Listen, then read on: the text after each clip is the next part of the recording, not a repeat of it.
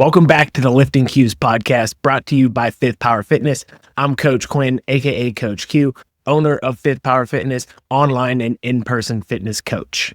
As always, I invite you to like, rate, subscribe the podcast wherever you get your podcast. Like, subscribe on YouTube. It really helps out. And before we get to our lifting cues, just a little bit of an update on where I'm at, where things are at. As of the publishing of this podcast, I will have had surgery on my torn bicep. Should be recovering very well. You can check out at CoachQ_fitness, where I'm going to share my recovery journey with you guys so you can see how I'm doing. And the road to recovery starts now. This is where we really dive in, start to recover, focus on rest here in those early stages, and then just getting back to movement. And then we'll figure out where the new starting place is and start to progress, build that bicep tendon back up, and just focus on how do I get that back to the place I need it to be to do the things that I still want to do. Because I'm still going to have big goals for myself. I am not going to let this stop me, pull me back. I'm going to do everything I can to try to get back to a level higher than I was when this happened. So I don't know if that can happen right now, but we're going to find out if it can. And if it can, we're going to do it. If not, then goals continue to shift. And in the meantime, while I'm not training quite as hard, I'm going to be focusing on what are the things in my life that I can focus on, that I can do to better myself, to be a better person, a better partner, a better coach, a better business owner. So I'm going to pour myself into that stuff. And it starts right here with the podcast. That's why I started it up again. I wanted to be able to bring you guys more value. So it starts right here. And we're going to go through some things in the 5 powers of fitness that I'm thinking about right now, either that I've had more time to learn about and dig into, or things I'm thinking about with my recovery, just the thoughts and some applicable things to cue you and help you reach your fitness goals, whatever it may be. So if you don't remember, the 5 powers of fitness are strength, muscle, nutrition, intention, and action. Those 5 things are going to be key to our success. We need to figure out how to encapsulate all 5 of those into our life and into our fitness, and then transfer those to life to make sure that we get the results that we want. So without further ado, let's dive into this episode. And one of the big themes of this episode is actually going to be fat loss. I don't talk about fat loss too often just because I'm not just a fat loss coach. I don't want to be known as just a fat loss coach. I want people that want to get strong, that want to build muscle. But what we'll find today is that getting strong and building muscle actually is a fat loss tool. It is not just a performance and a muscle gain tool. It actually can be a fat loss tool. So that is where we're going to start the podcast, with strength, and why strength training is actually a fat burner. We always think of exercise for fat burning as being cardio, either HIIT or long steady state, whatever it may be, but we always think of it as cardio first. But what if we flip that on its head and thought about it as strength training first? If I told you that an hour of strength training could actually burn more calories over time than an hour of cardio, would you believe it? It is actually true. And if we can find ways to calorie equate exercise to cardio, then we're going to the moon with our fat loss. So let's think about this in a few different ways. A lot of people think strength training is just a way to burn some calories, and then you build muscle, and that increases your metabolism and does certain things along those lines. And that's why it is a secondary fat burner. But there's actually some evidence coming out that strength training can be a fat burner in and of itself because of the way that you utilize fuel. So if you've ever heard of the term, and I don't like this term because what's his name, fucking B-Shred ruined it, but EPOC, which is exercise or excess post-exercise oxygen consumption. So when you do a hard workout, it is going to require your body to recover and repair. So when you do a hard strength training workout, your body needs to bring in oxygen to be able to replenish the ATP and the glycogen that you used, help repair muscle tissue, increase oxygen levels back in the body because you've used those up. So when you're getting sore, what's actually happening is your body is trying to get oxygen to the muscle because there is a carbon buildup being done. That's what that lactic acid, that burning feeling, it's an overabundance of carbon in your body. So your body's trying to get oxygen to it. And when it can't, that's when we have that bonk, we can't get oxygen. So we need to get that oxygen back into the muscle after we use it and just get ourselves back to homeostasis from this stressful exercise that we just did.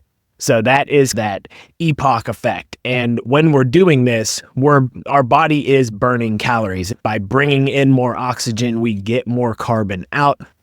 That is how fat is broken down and expelled from the body. So having that longer effect leads to a higher calorie burn over time, even if the calories burnt in the exercise aren't equated. So cardio is probably going to burn more calories in the moment, but it will be easier to recover from in most cases. And because it doesn't necessarily have that muscle damage, muscle building, muscle stimulus, it's not going to give us as much long-term calorie burn as we would see otherwise. So that's a big part of what strength training can do to help you start to utilize fat for fuel. And if you're depleting your glycogen in these more anaerobic workouts, you're going to need to use fat for fuel throughout the day. So it's increasing the fat oxidation and fat utilization. Now, when I say fat oxidation, that just means the breakdown of fat for energy in your body. This does not necessarily equate to fat loss, because our body will try to replace that fat, or it will replace it with glycogen or water or something else. So just because we are oxidizing fat does not necessarily mean that we are burning fat or losing weight. I just want that to be clear. But if we think about if we're in a calorie deficit and strength training, oxidizing more fat, we're not putting as much fat back into our bodies through consumption. We're not giving excess calories that will be stored. This can be a way to burn more fat. And if strength training can help do that, then that's great. And obviously, these studies and these ideas, these theories really fit my biases. So I will readily admit that my bias is to strength train when trying to lose weight. But I just think it's a great way to think about how you can lose weight and not just do cardio and do other things that are great for your body, because strength training has so many other benefits. I'm not saying don't do the cardio either, but I think we need to do both. We need the strength for our body and our longevity and our movement, mobility. We need the cardio for our heart health and just to be able to have the endurance to live through life. So both things are very important, but I don't want you to think you have to just kill yourself doing cardio or even just kill yourself lifting weights. But I do want to talk about this because I think a lot of people just think, oh, if I build more muscle, I'll burn more calories, but I don't really care about building muscle, so why should I strength train? So these are all of the other reasons why. So there are hormonal benefits of strength training as well that can impact fat loss. So we know one thing that happens when we strength train, and specifically when we lift pretty heavy, do more compound exercises, is that growth hormone is increased. Now, this is an acute increase in growth hormone. This is not to be confused with taking excess amounts of growth hormone or anything like that. So there's an acute increase because the body is being flooded with this stimulus to say, oh, we need to adapt, we need to grow. So growth hormone increases. This doesn't seem to make a huge difference for muscle gain. Basically, what has been said is that people have written this off as just like a natural response by the body that doesn't actually matter as far as muscle gain, because it doesn't seem like we're not trying to maximize growth hormone production in a workout. So just doing big compound exercises, heavy weights, sure, you will get stronger, you will get bigger, but not necessarily any different than someone who's training a different way that doesn't maximize growth hormone. And it's really hard to regulate these acute responses person to person. So we don't really focus on it for that. But growth hormone also has benefits for fat utilization and fat burning. So by increasing growth hormone, in helping your hormonal profile in general, can help you with burning fat as well. So that is a mechanism by which strength training could affect your body's ability to burn more fat and lose more fat when in a calorie deficit, when in a weight loss phase. So that's something to think about there, is how we regulate our hormones. Strength training really helps us do that instead of just doing endless cardio, or like endless HIIT workouts tend to raise things like cortisol.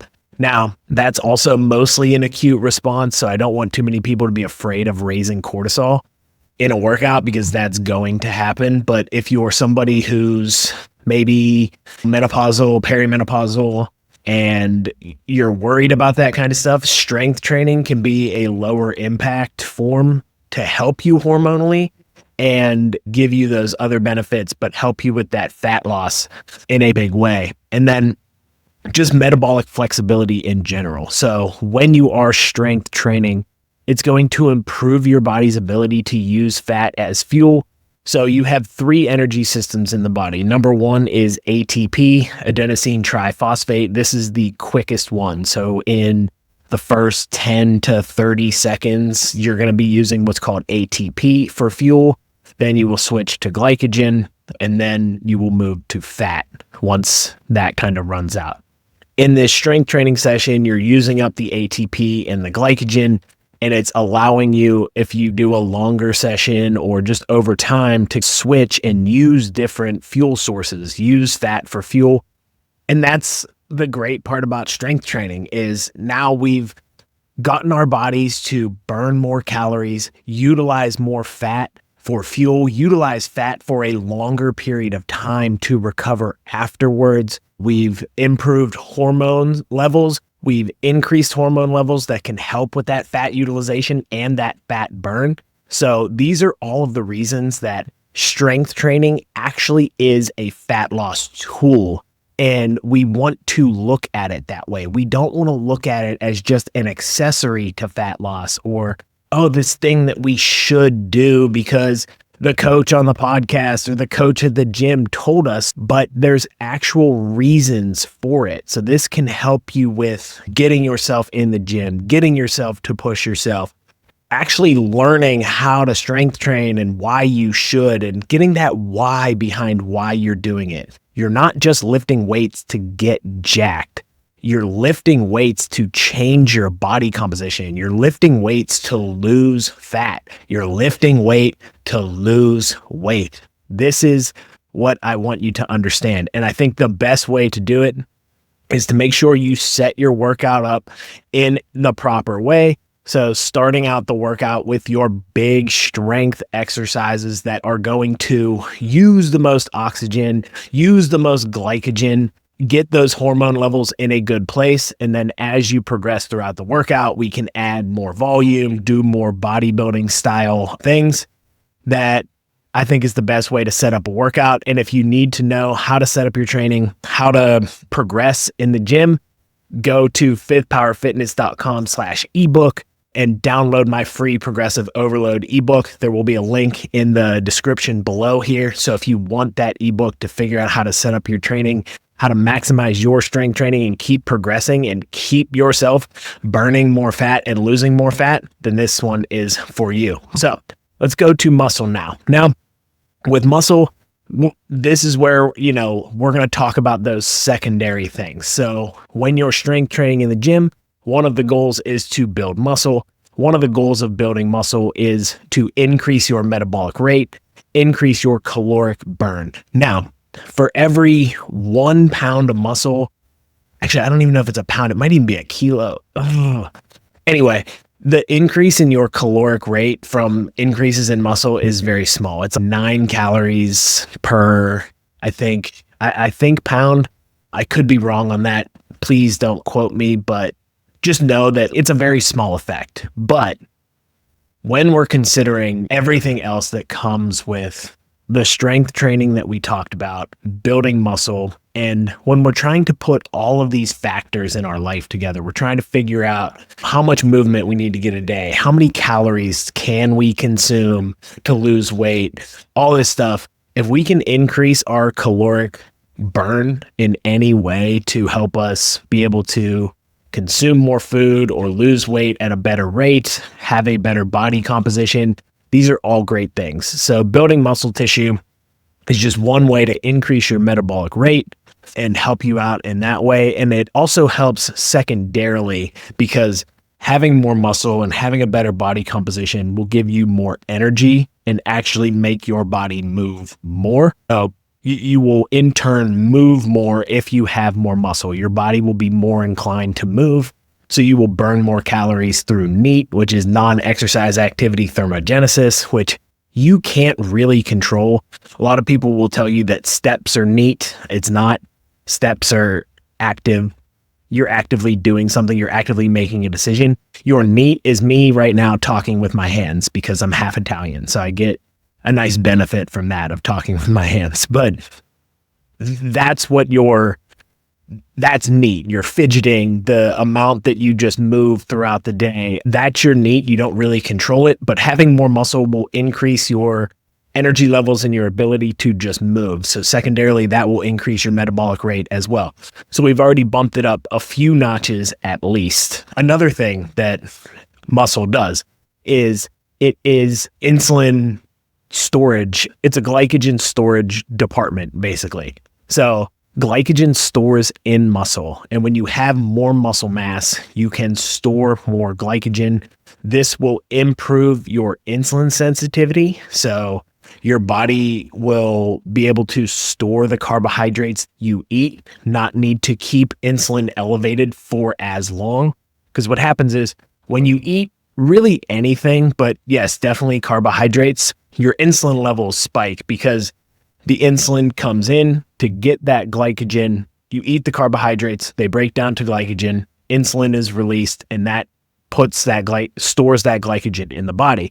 We talked about how glycogen is a fuel source. So this is a very normal process. What happens is when we tend to overeat for periods and periods of time, and if you don't use that glycogen, what's going to happen is insulin is going to stay elevated because it either can't store the glycogen or it's just so used to having so much, needing so much insulin because of the amount of calories that you're giving your body. It just rewires the body to just continue to release insulin and too much. And that leads to insulin resistance and diabetes. So if we can have more muscle mass, we can have more insulin sensitivity, not need to increase insulin as much, be able to store more carbohydrates, be able to store more glycogen, and that will improve our metabolic function as well and improve our health. So if you are somebody who suffers from something like diabetes or insulin resistance, strength training it's an absolute must. Building muscle is an absolute must.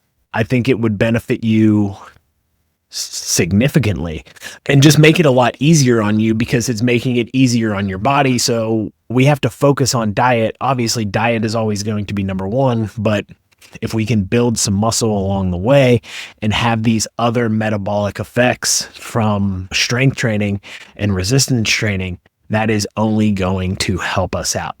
Now, these effects are super important, and I don't want anyone to think, like I said earlier, oh, I don't want to build too much muscle. I don't want to look jacked. I don't want to look bulky.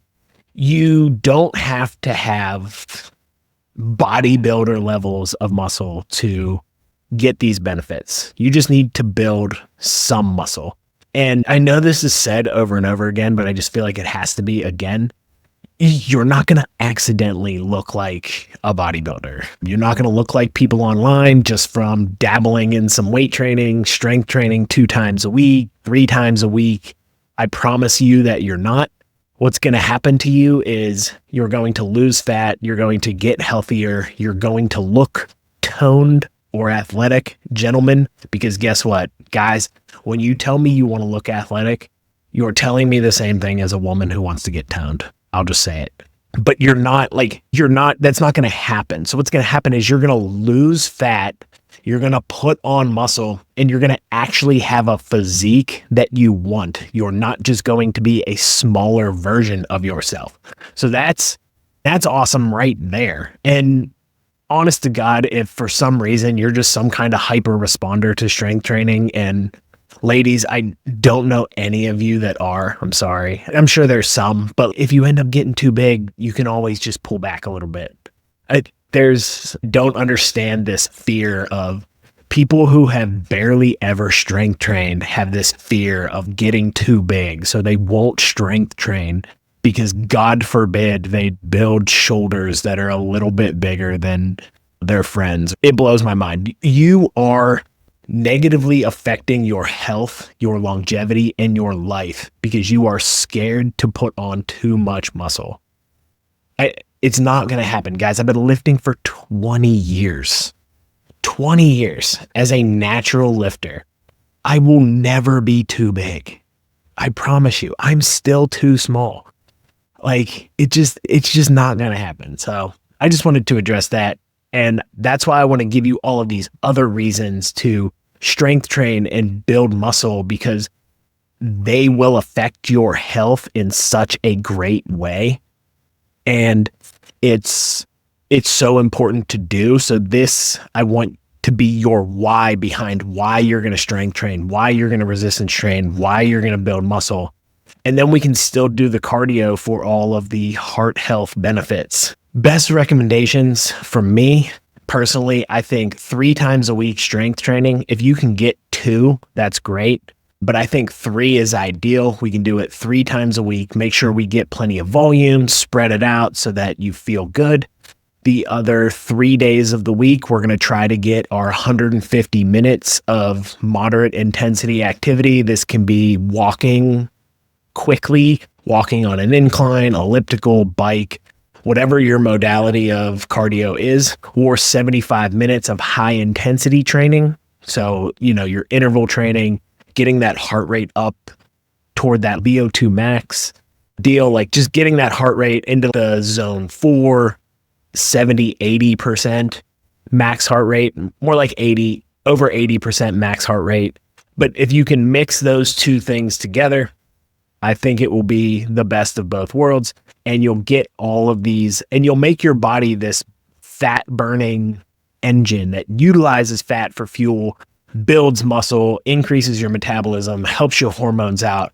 I just think it's so important. And I think that really covers why those first 2 powers of fitness are the way that they are, and that one of them is not cardio, at least for me. Like I said, my biases are being confirmed by this. I am fully ready to admit that, but I just think it's so important. And those are some of the reasons why I think it's really cool. And it's really exciting that we're starting to think about strength training as a fat loss tool and not just an aesthetics or performance tool. It is aesthetic in a way, but most people think about just building muscle. And it's not just that. It's actually losing weight and losing fat and getting healthier. So I think that's really awesome. All right, so now let's switch gears to nutrition. And I want to switch gears in a way that, how do we stick to our nutrition plan no matter what is going on in our life? So obviously I have been injured now for the past 2-3 weeks. I haven't really been training. I haven't been doing much of anything fitness wise outside of work. So it's, how do I stick to my nutrition when my routine switches up? A lot of us rely on that routine of, okay, I got in the gym today, I did my exercise, so now I'm going to eat healthy. And when that routine stays the same, meal timing stays very similar, prep stays very similar, all of that. It's been different. I was traveling, I got injured, I traveled again, and how have I stayed to my nutrition? How have I stuck to it? The answer is actually more simple than you would think. It just hasn't changed really at all, except for the fact that I eat a little bit less because when I don't train, I'm not quite as hungry. Training does tend to make me hungry. It also is more dehydrating, which will give you feelings of hunger if you don't drink enough water, which I will fully admit to you guys that I do not do. That is one of the things that I struggle with the most for some reason is drinking enough water. I just forget. It's weird. Like I get busy or I'm out on the floor working with clients and I'm just like, I just forget sometimes to drink water and it's not great. It's not good. It's one of the things that I believe led myself to being injured. So it's something I'm very much going to work on is my hydration going forward, but that is a part of it as well. So when we're talking about appetite and when you're not working out, for me, my hunger levels go down. So I don't have those cues to eat. So I'm not snacking as much, or I'm not looking for how do I add extra calories to this meal or stealing an extra portion when I'm portioning out mine and my partner's meals. I'm not stealing a little bit extra anymore. I'm actually just splitting it and we're eating the same amount of food. That has really helped, but all the things that I do are still the same and I'm keeping it pretty much very similar. Caloric burn and exercise for me is not something I take into consideration when I consider my nutrition. So my weight has been able to stay very stable even without exercising. I'm still making sure that I get my protein in. I think what I want to cover here is like, how do I set up my diet to fit my life and make it work for me? And I think that's the key for you is because if you don't have a plan that you can actually stick to and works for you, that you enjoy, then you're never going to be able to do anything with that. So how do we make sure that we stick to our diet plan and we build a plan that works for us? And one of the biggest things is just the consistency aspect. And a lot of people will look to this like 80-20 rule, or you'll hear about that a lot, like 80% on point, 20%, give yourself a little bit more freedom. I don't love the concept in practice. I will say I am not a huge fan. Like it makes sense, but I feel like people have a very skewed view of what 80-20 actually means. And that leads people to be like, oh, this is my 20%. And it's way more than they think it is. And the 80% isn't even like a solid 80 fucking percent. Like I'm telling you, if you guys want to be 80-20, your 80 has to be 110%. Like you got to be crushing that 80% to make the 20 okay. I'd rather tell you to go like 90-10. I want you to enjoy your life. I want you to get to that point. But until you are at a point where you feel really good, you are really consistent, I think it's difficult to find balance. We have to lock in and figure out how to make our diet work for us fully before making adjustments. So that's what I want you to think about doing is what is the daily things that I can do to stick to that will make sure that I am 80% on point 100% of the time. That comes down to things like meal preparation. When can I meal prep? How many meals do I need to prep at a given time? What am I prepping? So if you need to prep for 5 days in a week, make sure it is food that is going to last you 5 days. Those kind of things. Make it as easy as possible. Buy pre-cooked foods where you can, especially if you're busy and you're not a big cooker, for lack of a better word. Guys, I hate meal prepping. I don't meal prep. I really don't. I have a life where I can cook breakfast and dinner at home. So I am able to do that, which is great. I also have different things throughout the day that I can make sure I snack on. So every day I wake up, I usually have some sort of like protein meal snack in the morning, which is either yogurt and protein cereal and berries, or protein cereal, milk and berries. I'll have that, maybe a protein shake with it. I'm getting anywhere from 60 to 70, 80 grams of protein, basically first thing in the morning. I always tend to do that. I've reduced the portion size of that for the most part in the morning. now that I'm not doing as much. So that's something that I've been able to do, is just cut the portion size down a little bit, but I'm still eating the same things. And then at some point later in the morning, I'll make a breakfast sandwich or some sort of breakfast with eggs, turkey bacon, egg whites, toast, whether I put that on a sandwich or just eat it. Like, that's usually what we'll have for breakfast. Sometimes I'll have like low carb wraps. Just, again, getting that protein in there, getting some nutrients with the eggs and different things. So that's how that goes. And then for lunch, it really depends. If I'm training and eating, I found they make these protein, basically ramen containers. I'll have one of those with half a can of chicken. Again, super easy to just pack in a box or pack in a bag and bring to work or whatever. All I need is water in a microwave and I can heat it up and eat it.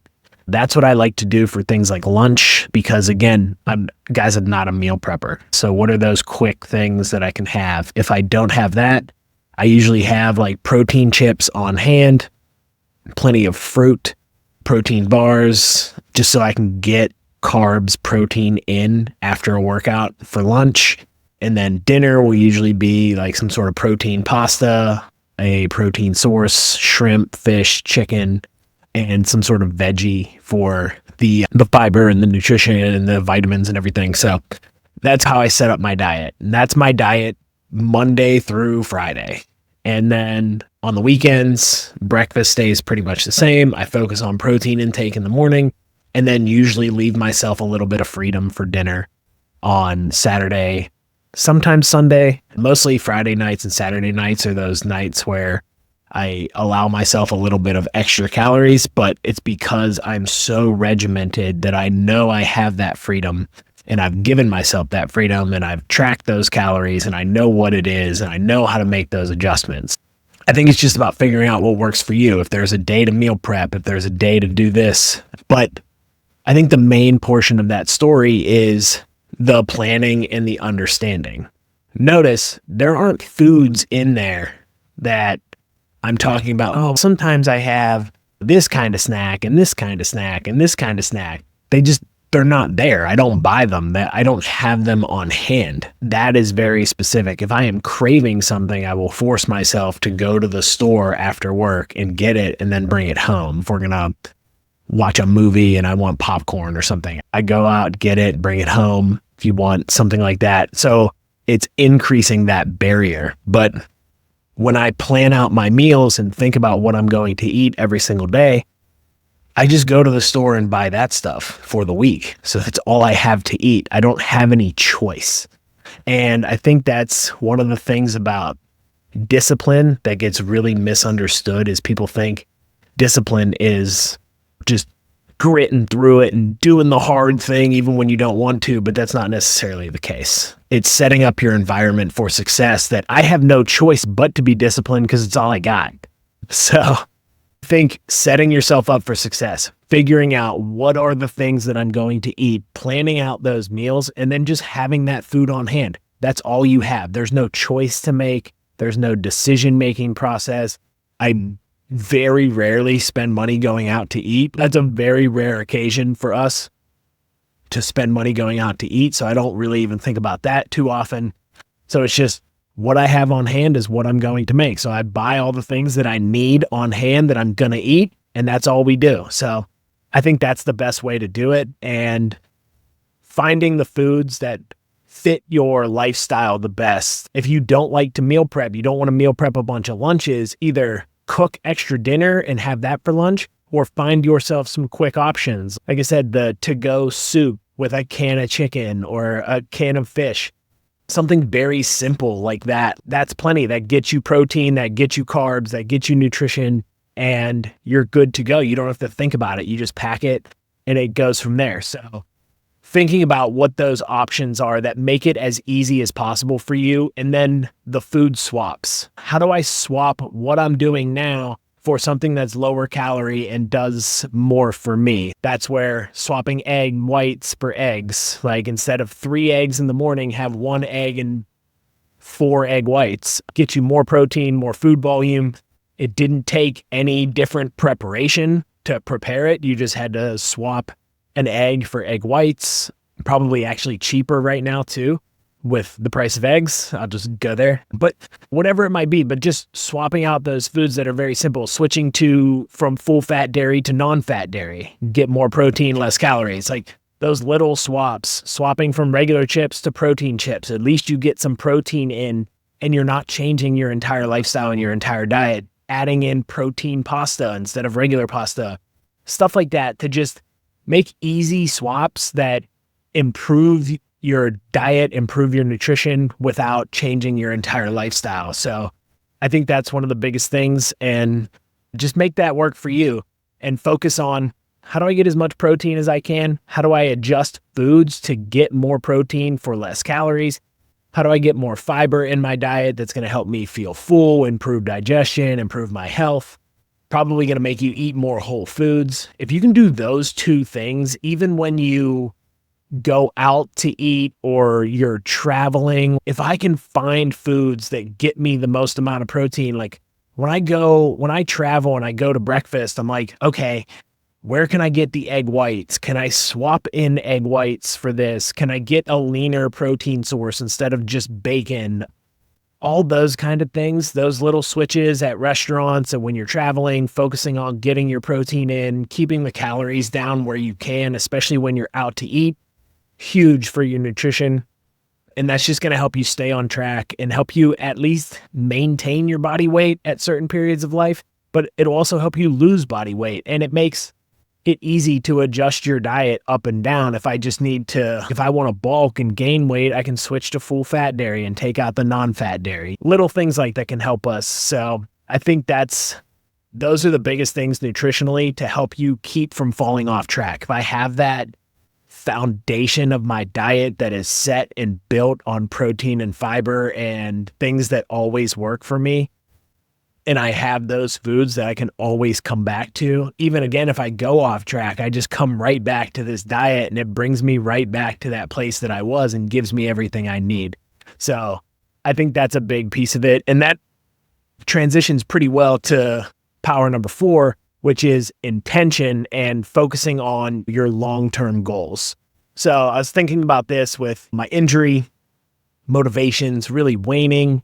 It feels so weird to not be able to train and have this uncertainty about the future, but I'm keeping my focus on my long-term goals. What are the long-term goals that I have in mind? Not just physically, but for everything else as well. So we have this mindset now of we want everything right now. I want the results right now. I just went to a powerlifting meet, deadlifted 600. I want 650 right now. Like, I want to do it now. Like, my end goals, I want them now, but it's like they don't happen overnight. So I've had to shift my focus to pull back and say, I need to take care of this arm. I need to take care of myself for the long-term future. I need to focus on the things I can focus on right now that are more important to my long-term future than getting some shitty half-assed workout because my arm's fucked up that I have to make all these adjustments to, and it's taking time away from the other things that I could be focusing on right now. So those long-term intentions are huge. And like I said, that workout maybe is not even one, it's not going to do that much for me. It's probably going to affect me negatively mentally more than because I just can't do what I want to do. And forcing myself mentally to take the rest and say, hey man, you got hurt. Maybe your body needed some rest. Maybe it needs that. Maybe you need to challenge yourself to actually let go a little bit and let your body rest and recover and take these moments to, again, shift your focus to what's most important. Maybe you were giving too much energy and too much time to this physical thing when other things in your life weren't going the right way. And I'm not, fuck it. I am a woo-woo kind of guy, like believe in karma and signals from the universe and that kind of stuff. So maybe this was one of those things that just forces me to now shift my intention a little bit and focus on what's most important. But I think that's important for all of us in what is the long-term goal and what am I doing right now for that long-term goal? Am I doing everything right now with that long-term in mind? Because when we focus on the short term, it just leads to disaster. Like short-term reward in tasty food choice leads to us continuing to do that and not focusing on that long term. And then we get into this cycle of just rewarding ourselves with food and eating what tastes good and not eating what is beneficial for us and helping us. So I think that's really important as well. Setting up your environment for long-term success. Like I said, I talked about with the food. My nutrition is staying on point. I'm making sure that I get my protein in, even if I can't train, because I want to be able to maintain as much of my muscle as possible. It'll take longer for it to disappear than people would probably think, probably 4 to 6 weeks before I start to actually lose muscle, especially with the diet that I follow. But that intention is there of I'm going to keep doing this because I'm not going to let myself not be as physically active and gain a significant amount of weight. That's not good for my long-term goals. That's not good for my long-term mental health. So I'm going to focus on controlling what I can control. And I just think it just keeps coming back to that. What are those long-term goals? What are your values? I plan to get back to being physically strong again, and I will get there. And that is a long-term goal. But what I do right now is going to determine whether or not I can get to those long-term goals and how quickly I can get back. So I just want to make sure that I'm focused on that. Stay focused on those long-term goals, set your intention for them, and just keep it going. And last but not least, we got power number 5, action. And we've talked about this a little bit of setting your environment up for discipline beyond just being motivated. Like I said, especially when motivation is just really down. When you suffer something like an injury or a setback or anything difficult, any obstacle that you have to overcome, it can lead to a lack of motivation. It can lead to feelings of uncertainty, lack of confidence. And these are all things that affect your discipline and your motivation.